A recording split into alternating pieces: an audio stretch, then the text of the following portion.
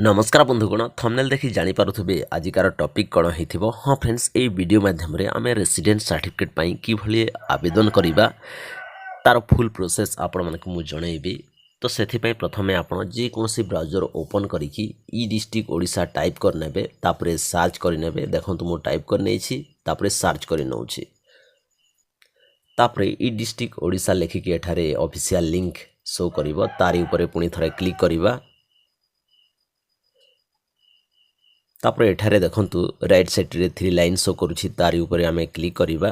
तापर तळे देखंतु गोटे लॉगिन ऑप्शन हाइड हेकि शो करूछि, तारि ऊपर क्लिक करिबा। तापर एठारे हमर आईडी पासवर्ड मागिबो। जदि आपण मानकर आगरो आईडी पासवर्ड अछि एठारे पुट कर नेबे। जदि नाही ताहले देखंतु राइट साइड ऊपर रजिस्टर ऑप्शन शो करूछि, सेठारे क्लिक करिकि आपण मानकर मोबाइल नंबर ईमेल आईडी देकी आईडी पासवर्ड बनै नेबे। तो मु आगरो जेहेतु बनै सारिछि मोर आईडी पासवर्ड, ताकू एठारे पुट कर दउछि। तापर कैप्चा को मध्य फिल कर दैछि। तापर लॉगिन ऊपर क्लिक कर दउछि। तापर एही पेजटी एठारे शो करिवो। तो लेफ्ट साइड रे गोटे ऑप्शन अछि, देखंतु अप्लाई फॉर सर्विसेज। आपण माने देखि पारुथबे, तारि ऊपर आमे क्लिक करिबा। क्लिक कला परे view all available services option रे क्लिक करिबा। तापर एठारे अनेक ऑप्शन आसीबो, जेमिति इश्यू ऑफ इनकम सर्टिफिकेट। एही भली ऑप्शंस एठारे शो करूछि, किंतु आमे रेसिडेंट सर्टिफिकेट पई आवेदन करिबा, किंतु एठारे शो करूनी। तो देखंतु ऊपर गोटे सर्च बॉक्स अछि, सेठारे आमे रेसिडेंट लिखि दबा। ताहेले देखंतु ऑप्शन टी आसी जाइछि 3 नंबर रे इश्यूएंस ऑफ रेसिडेंट सर्टिफिकेट। तारि ऊपर आमे क्लिक करिबा। तापर संपूर्ण एप्लिकेशन फॉर्म टी ओपन हो जिवो। प्रथमे अछि सैल्यूटेशन। आपण माने देखंतु तारि ऊपर आमे क्लिक करिबा। तो मु एठारे पिला पई आवेदन जेहेतु करूछि, श्री ऑप्शन रे चूज कर नउछि। तापर नेम ऑफ द एप्लिकेंट जगह रे एप्लिकेंट करो नेम को फिल कर दउछि। जहा पई आमे आवेदन करूछे तांकर नेम को फिल करिबा। तापर राइट साइड रे अछि एप्लिकेंट फोटो। एठारे तांकर फोटो को अपलोड कर दबा। तो देखंतु मोर फोटोटी अपलोड हो जाइछि। मने रखिबे फोटोर साइज 20 KB रु 250 KB मध्य रे होइथबा दरकार। तापरे तळे अछि जेंडर। जेंडर को मेल फीमेल चूज कर नेबे। तापरे मैरिटल स्टेटस जगह रे अनमेरिड चूज कर दैछि। तापरे तांकर एज को एठारे फिल कर दैछि। तापरे तांकर जदि आधार नंबर अछि, आधार नंबर को फिल करिवे। तापरे तळे father name, mother name, mobile number, email ID A सब को फिल कर नेबे। तापरे तळे अछि प्रेजेंट एड्रेस। तांकर वर्तमान रो ठिकाना को एठारे फिल कर नेबा, जेमिति district, tehsil, village, RI, police station, post office, pin number ए सब को आमे फिल कर नेबा। तापरे तळे गोटे ऑप्शन अछि residing at the present address for years and months. Applicant जनक केते वर्ष हैला एही ठिकाना रे रही आछंती, ताकू एठारे फिल कर नेबे। देखंतु मु फिल कर दैछि। तापरे तळे अछि परमानेंट एड्रेस। एठारे state automatically by default fill अछि। तापरे सेम एज प्रेजेंट एड्रेस ऊपर जदि आमे यस करिबा, ताहले ऑटोमेटिकली हमर village, police station, post office ए सब डिटेल्स फिल हे जिवो।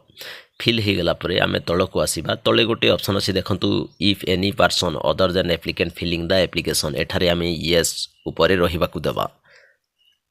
जदि आमे 17 वर्ष रु कम पिलांक पई आवेदन करूछि, ताहले एठारे यस रहिबा को देबा। तापरे नेम जगह रे तांकर फादर नेम को किंबा मदर नेम को पुट करिकि रिलेशन विथ एप्लिकेंट जगह रे फादर हेथिले फादर आउ मदर नेम एठारे पुट करथिले मदर को चूज करनेबा।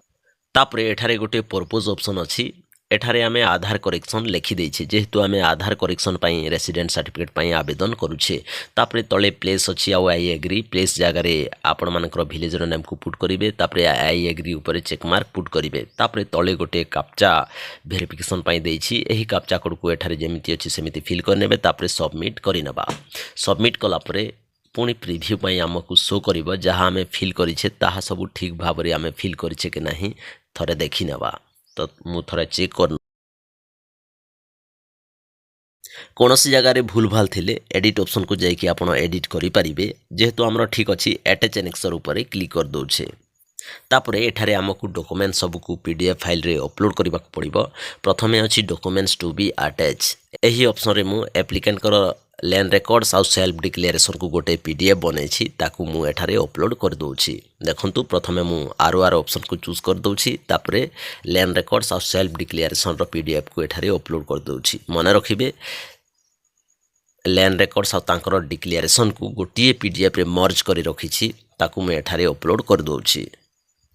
पीडीएफ रो साइज 1 MB भितर रहिथिबा दरकार। देखंतु एठारे अपलोड हे गला ता अदर ऑप्शन रे मु तांकर आधार कार्ड सबू को एठारे गोटे पीडीएफ बनई ताकू अपलोड कर दूची। मन कहि रखुची एप्लिकेंट करो बर्थ सर्टिफिकेट तापरे तांकर मांकर तांकर बापांकर तापरे तांकर जेजे बापांकर आधार को मु गोटे पीडीएफ बनई ताकू मु एठारे अपलोड कर दूची।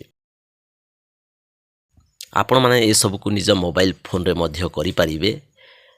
जदि आपण माने जानि नाहंती जे कि भली आपण माने पीडीएफ फाइल रे मर्ज करा जाए ताहले प्लीज कमेंट बॉक्स को जाई कि कमेंट करंतु मु सेति पई भी गोटे वीडियो नै कि आसीबी। तापरे हमें सेव एंड एक्सचर ऊपर क्लिक करिबा।